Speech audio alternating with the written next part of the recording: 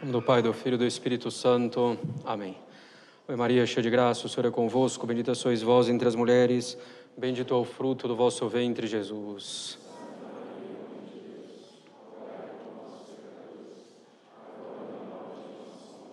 Podem sentar-se.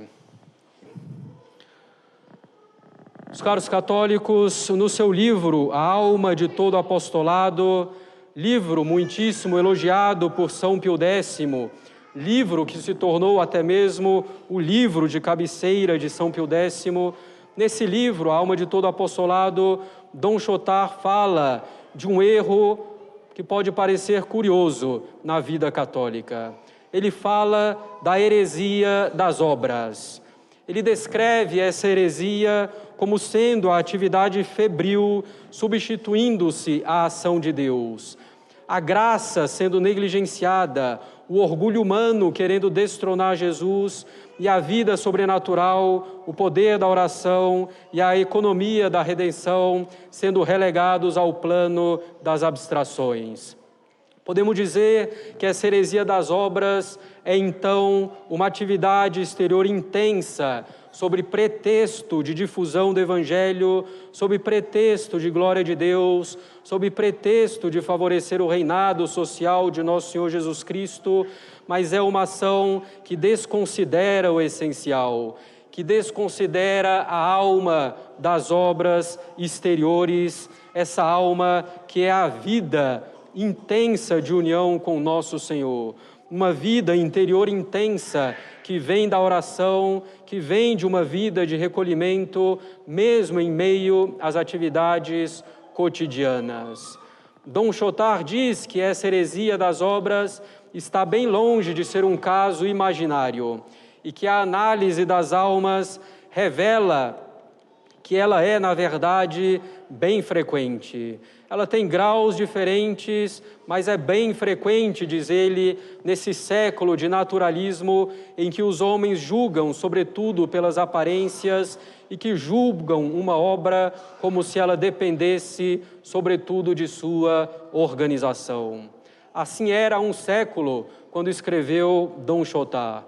Podemos dizer que hoje, ainda mais, multiplicam-se obras e obras ditas católicas e pouco se avança efetivamente para a glória de Deus, pois se desconsidera a vida interior e se julga ainda mais uma obra pelas aparências. Em particular, se julga mais pela propaganda que se faz, sobretudo em redes sociais. Sem uma vida interior séria, uma obra católica não avança verdadeiramente. Os resultados serão medíocres, ou o sucesso será estrondoso, mas superficial e bem passageiro. Em alguns anos não sobrará nada, praticamente, dessa obra. Não é simplesmente falando da doutrina católica, não é simplesmente falando do reinado social de Cristo que iremos mudar para melhor as coisas. Precisamos, primeiro, mudá-las em nós mesmos, buscar seriamente a santidade e procurar uma vida de profunda união com nosso Senhor Jesus Cristo. Vida de união que vem da oração, em primeiro lugar, e da oração mental, sobretudo, isto é, da meditação católica. Um estadista espanhol do século XIX dizia que aqueles que rezam fazem mais pelo mundo do que aqueles que combatem. Bossuet dizia que as mãos erguidas em oração desbaratam mais batalhões do que as mãos que ferem. Então dizia Bossuet que as mãos erguidas em oração desbaratam mais batalhões do que as mãos que ferem. E diz Dom Chotard que uma oração curta, mas fervorosa, contribui muito mais para apressar uma conversão do que longas discussões e excelentes discursos. Isso acontece porque aquele que reza trata com a causa primeira, que é Deus. É muito mais eficaz agir na causa primeira rezando do que agir laboriosamente apenas nas causas segundas. O que permite fazer isso é uma vida de sólida união com Deus. Quantas vezes São Francisco de Sales converteu protestantes, não tratando de polêmicas ou refutando os argumentos heréticos, mas tratando simplesmente de uma doutrina aceita pelos dois campos. Ele convertia, ao fazer assim, porque estava repleto de caridade em virtude de sua união com Deus. Não eram tantos os argumentos que convenciam, mas a sua caridade, a sua união profunda com Deus, a sua vida interior intensa. Claro que no momento oportuno dava argumentos, escrevia seus famosos panfletos contra a heresia, com claro fundamento na teologia, na filosofia, na história. Mas o sucesso de suas empreitadas vinha, sobretudo, de sua união com Deus. São Pio X disse ao bispo Dom Cloutier o seguinte: meu caro filho, se você quiser que Deus abençoe e fecunde o seu apostolado, dedicado inteiramente à glória dele, você deve impregnar-se e impregnar os seus colaboradores do Espírito de Jesus Cristo, animando-se todos de uma vida interior intensa. O apostolado, meus caros católicos, é abençoado por Deus e se torna fecundo com a vida interior intensa daquele ou daqueles que se dedicam ao apostolado. O que dá frutos verdadeiros é essa vida interior intensa. Como diz o antigo adágio repetido ao longo da história da Igreja: aquele que não arde, não incendeia. É preciso arder de amor a Deus para incendiar os outros nesse mesmo amor, para levá-los a Deus. É nessas circunstâncias, ordinariamente, que a graça de Deus age. Ou como diz São Gregório Magno, mais vale para a pregação a consciência do santo amor a Deus do que a ciência da palavra pronunciada. Não se trata de opor amor e ciência, não se trata de um anti-intelectualismo, que seriam, evidentemente, erros graves. É preciso ter ciência, mas se não houver caridade, será uma ciência pouco proveitosa, quase sempre uma ciência que infla de orgulho. É preciso, caros católicos, que as obras de apostolado exteriores venham da vida de oração, da vida de união com Deus. Quando falamos aqui das obras de apostolado, falamos mesmo daquelas obras de apostolado mais simples. O apostolado dos pais com os filhos, por exemplo. O apostolado do padre com seus fiéis, no dia a dia, no cotidiano. Mas falamos também de movimentos e grupos que se multiplicam, sejam eles de leigos ou de religiosos ou padres. As obras de apostolado devem ser um transbordamento da vida de oração. A vida ativa deve proceder da vida de oração e deve traduzir essa vida de oração e continuar no exterior essa mesma vida de oração. É preciso, caros católicos, que a alma seja um reservatório e não um canal, nos diz Dom Chotá. O canal deixa a água passar sem guardar uma só gota de água. O reservatório se enche de água e, sem se esvaziar, derrama a água onde deve. Quantos são canais e ficam vazios ao tentar fecundar o coração dos outros?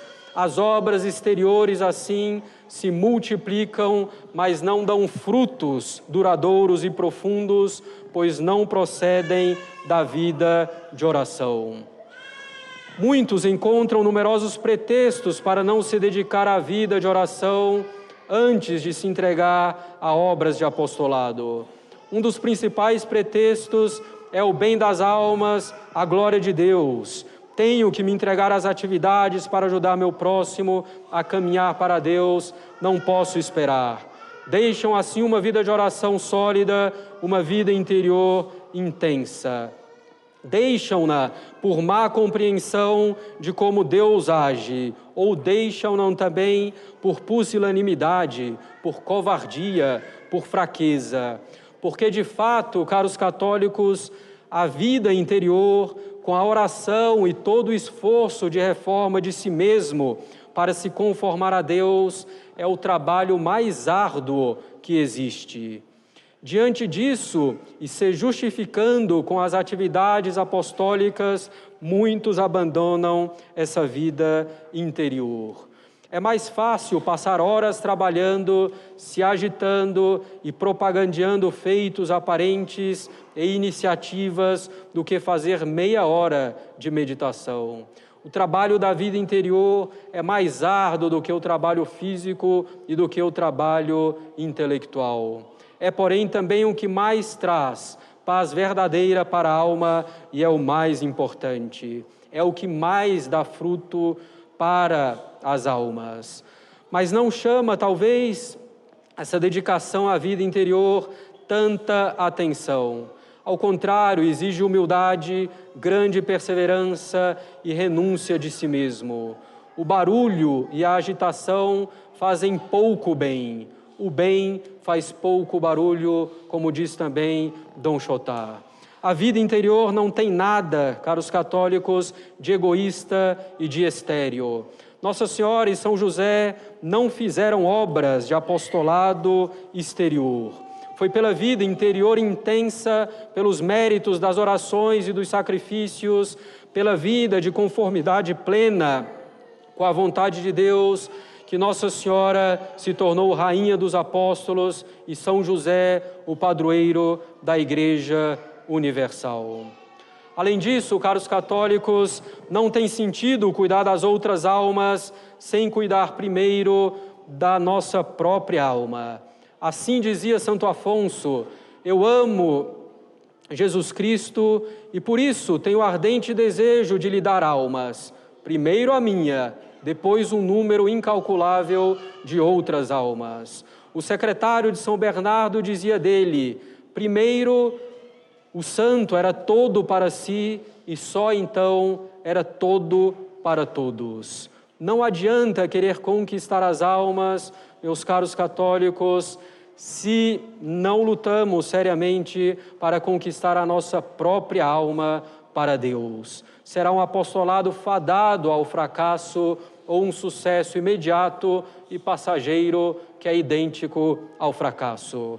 Na ordem estabelecida por Deus, diz Dom Chotá, nossa intimidade com Ele o glorifica mais do que todo o bem que obtemos para um grande número de almas, quando esse bem das almas ocorre em detrimento da nossa alma.